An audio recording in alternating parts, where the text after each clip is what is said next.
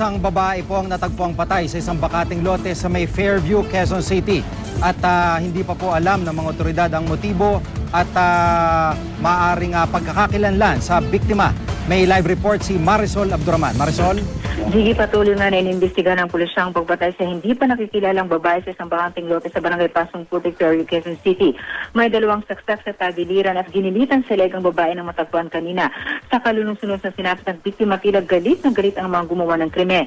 Pasado alas 7 ng umaga kanina nang itawag ito sa barangay Pasong Putik ng mga nakakita sa bangkay. Sa sidewalk, bakas pa ang dugo ng biktima pero sa dumuhan na nakita ang kanyang katawan. Hindi pa rin nakikilala hanggang ngayon ang biktima dahil wala itong anumang ID. Paniwala naman ng Station 5 ng QCPD, doon lang itinapon ang biktima pero aminado silang wala pa silang testigo sa pangyayari. Ayon sa barangay, hindi ito ang unang pagkakataon na may itinapong bangkay sa kanilang lugar. Dahil dito, mas dadalasan na raw nila ang pag-iikot sa lugar. May tinitina ng Angulo Gigi ang mga otoridad sa posibleng sahin ng pagpatay sa biktima pero tumanggi muna silang sabihin ito. Gigi? Maraming salamat, Marisol Abduraman.